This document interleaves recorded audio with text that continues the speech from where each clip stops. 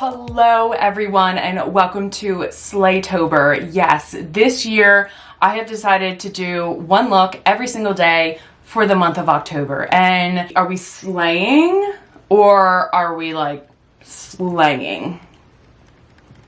I don't know. I can thank ChatGPT for that name. Okay, I couldn't think of a name, so I asked ChatGPT. Anyway, I am, yes, doing a look every single day in the month of October. A brand new YouTube video every single day on a new special effects look for Halloween. So, I have come up with a lot of looks. This is going to be a lot of work, and I may not be looking like this. I may look more like this by the end of this, but you know what? It's all good. Everything's fine. I just really wanted to challenge myself, and I really wanted to just let my creativity kind of like run free for the month of October. I haven't been doing a lot of special effects. I am trained in special effects, at least the foundation, like knowing liquid latex and different materials, how to build cuts and bruises and things like that. I have very beginner's training with special effects, but it is a part of the artistry that I absolutely love. Makeup artistry isn't just, you know, what the next big eyeshadow palette is at Sephora. It is a whole world of special effects makeup, and a lot of it is sculpture and creating things from nothing and from like materials that you have lying around your house all day long. I really wanted to do this challenge to really just challenge myself and try to test my creativity and see how creative I can be in this process. Creativity for me isn't the end result and how amazing the end result is. Creativity to me is the journey in which you took to get there. So how creative were you in the process of building in relation to special effects, in building that prosthetic and building that piece and building that that bruise? How creative were you in the process? What materials did you use? What technique did you use? Things like that. For me, creativity isn't the end result. It is the journey in which you took to get there. And I really wanted to test my creativity during this entire month, figuring out how to create these really amazing looks, but making them simple enough that you guys can actually recreate them at home with the things that you have. So I really wanted to not only be creative with this, but keep this as simple as possible and really just make it easy enough so that the average person can literally recreate any one of these looks. The rabbit hole I've had to go down in order to prepare myself for this entire month, it has taken me weeks to prepare for this and create prosthetics. And I'm sure if you follow me on Instagram or TikTok, you've seen me kind of like put a few of those things out there and just kind of like make jokes with things.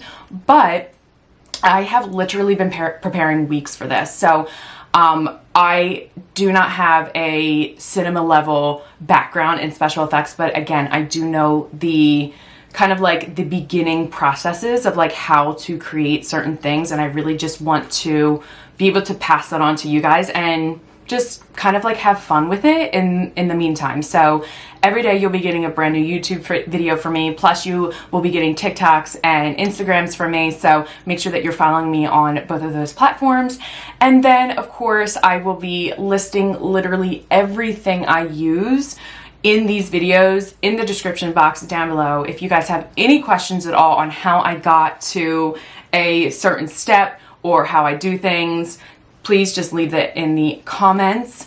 And yeah, I will be focusing strictly on the makeup. I will not be doing the whole costume with the hair and things like that. I really wanted to just hone in on my craft specifically. So yeah, so this is going to be quite a month, but this is the first look, just a little half glam, half gore, and we're slaying and we're also slaying. I hope that you guys enjoy this month. I am very nervous, but hopefully this will all work out. Welcome to Slay-Tober, everyone. And if you want to find out how I did this look, then please keep watching. All right, everyone, let's get into day one, Slay-Tober, okay? We about to get real crazy up in here, okay? We're doing half Glam, half Gore today, and these are my face charts that I use from Artist Kit Company. I had 30 of them and literally used every single one to plan out all of my looks for the month of October. So there was a lot of research and a lot of planning for this entire month, and I still feel like I'm going into this blindfolded. But anyway, for the Glam side of my face, I use all of my typical makeup that you see me use on Instagram and TikTok all the time. My normal concealer from Kosas, my Makeup by Mario, contour and blush cream sticks, and then I actually use my Il Maquillage. I think that's how you say it, but of course I pumped the bottle when I was going to put the cap back on and it all came out, so blessings to me. However, and of course I was losing things left and right because again, this is just like controlled chaos at this point. You should see my office. It's actually, that face I just made, it's actually that scary. So yeah, so we're unhinged over here, but this is just me doing my regular makeup like I always do it, and probably like you guys have seen me do 1,000 times.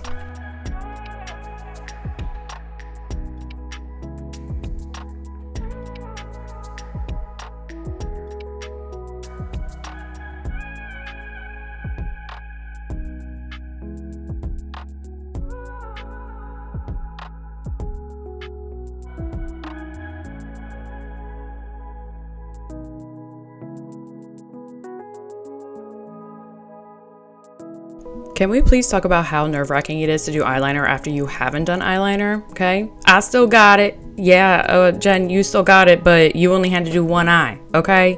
You only had to do one eye, and it was still nerve-wracking, like I can't.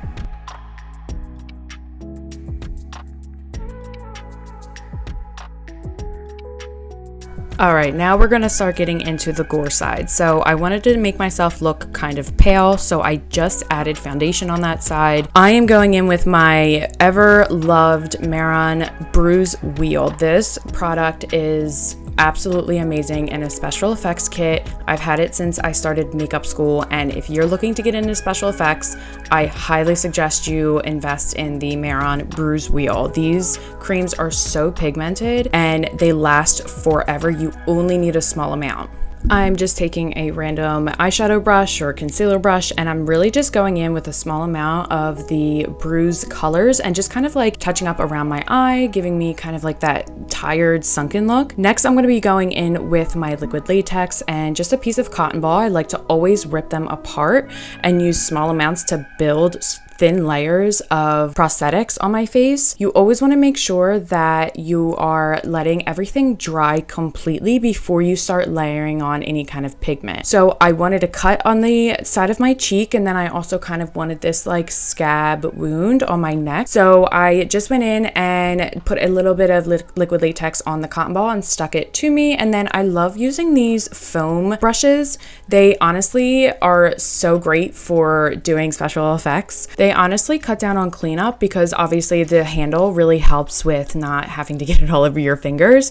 But I also just love it because they don't stick to that type of foam. Like the cotton doesn't really stick to it, and it's just easier for me to work with. If you don't have a spatula, working with plastic clay tools, they were about $1 or $2 from the craft store, and I used them to really press on the liquid latex into the cotton onto the skin. Honestly, if you don't have a palette knife, I would just suggest going and getting clay tools. They work magic for special effects, and you will see me use them so many times throughout this month. I really didn't like the first wound that I did, so I kind of took it off and I restarted again. But once I knew that it was all dry, I had my little fan with me, which you will also see me use about 1,000 times this month. I made sure that it was nice and dry, and I started going over it using all different kinds of pigments. I use alcohol-based paints, which you just saw me hold up to screen. I absolutely love my alcohol-based paints from Narrative Cosmetics. The majority of special effects artists in Hollywood use alcohol-based paints, and they look super real on the skin, and you have to use 99% isopropyl alcohol to activate them. You can really thin them out, and they literally last forever. They do not wear off once you have them painted on. You really have to scrub them off, and I honestly just used it so that I started kind of like making the wound look more irritated and and I would layer that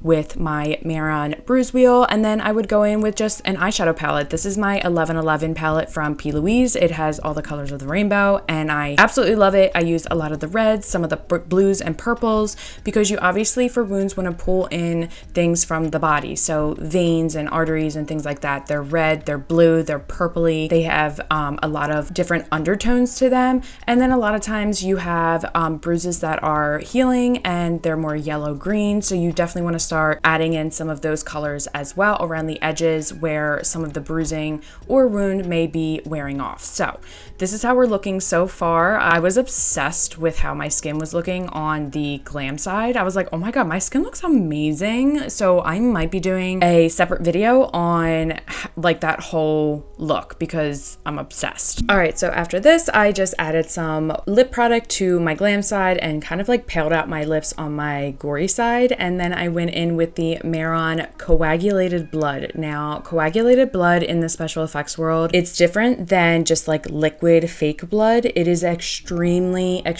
sticky. So you definitely want to make sure that you have like a palette knife, or like I have my clay tools, and just taking the smallest amount and adding it to the center of your wound as if blood were like kind of coagulating there. And then this is when I put fake blood on and got it in my eye. So blessings to me.